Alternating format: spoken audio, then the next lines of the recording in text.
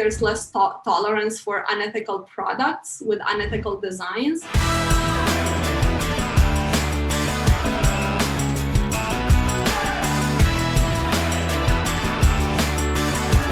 The top 3 product design trends that come to mind are ethical design, privacy and security, and smart customization. For ethical design, just generally within the tech industry and the product design community, there's less tolerance for unethical products with unethical designs. So you should ask yourself as a designer, does your product encourage good behavior, human flourishing, or bad behavior? Is your app honest and trustworthy and transparent or not? And design so that it promotes good human behavior and human development. For the second one, privacy and security, there's much more awareness and apprehension around giving access to data and sharing data online, and about the security risks that come with that. So as a product designer or a company building a product in, like right now, in any space, be transparent about the data you collect and what you do with it. And also provide granularity and flexibility to the user about the types of data that they will share with your product. And for the third one, smart customization. Smart customization is this idea of providing value to the user based on the data that you have about each user, about each of them. So basically, the products that we use know a lot about our behavior based on our behavior that we have with those apps. So make sure to use that data to enhance humans in some way. So for example, in work life, productivity tools can know a lot about who you're meeting with, what sort of behavior you have, and they can be customized to your specific behavior. And same in your personal life. So yeah, those are the top 3 ones.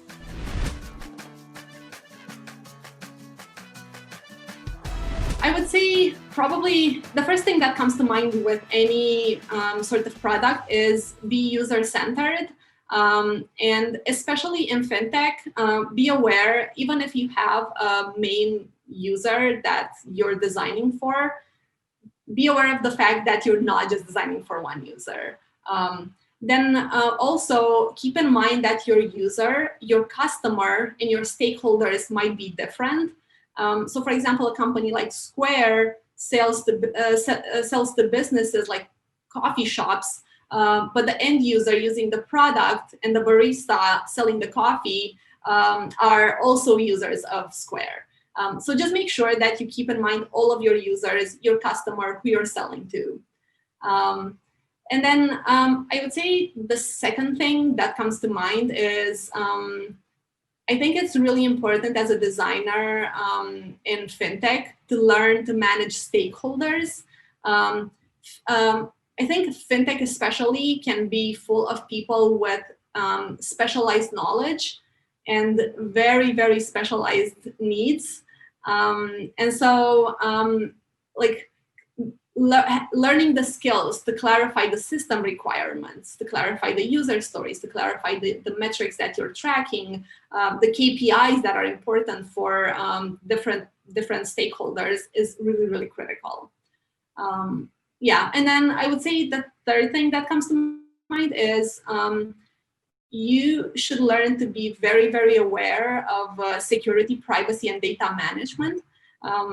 It basically goes back to this idea of being transparent about the data that you're requesting and collecting on the user. And I think that's especially critical in fintech, where people are very aware of what happens with their money.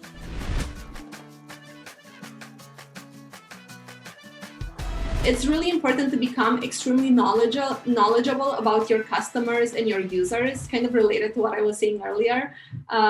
So for example, if your product helps people save money, learn everything there is to know about how people save money. And then also look into how traditional financial institutions like banks empower people to save money. So become extremely knowledgeable about your user and your customers. And then I would say the second thing is become a domain expert in your field. So in fintech,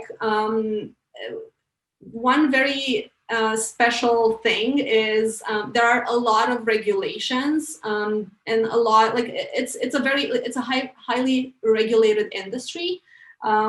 So learn all of the regulations that you need to account for when you're designing your product.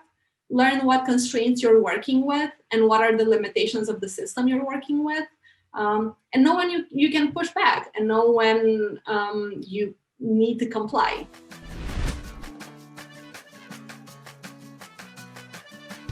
Yeah, this is again one of those areas where different people mean different things when they say design focused or design centric. I think for me, being design focused means basically having a design team that integrates disciplines from across design. So basically product or UX designers, which work directly with the product, but then also researchers, brand designers, design systems designers, UX writers, and content strategists. So basically a design-focused team integrates all of these disciplines.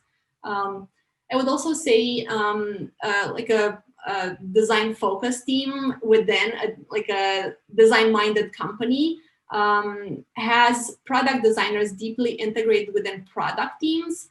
So basically designers sit with product teams and are part of dedicated product teams. Designers being strong partners in shaping the direction for the product and working closely with their product counterparts, I think is also really important. And then finally, probably design driving specific initiatives within the company. So basically design driving discovery for new markets or new customer segments or new potential product offerings.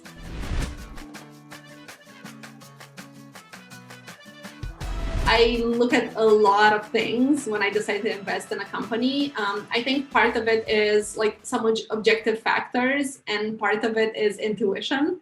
Intuition is harder to explain, so I'll refer to the more objective factors. First one is founding team. Who are the founders? What experience do they have? Have they worked together before? And then also the broader founding team, what sort of experience do they have?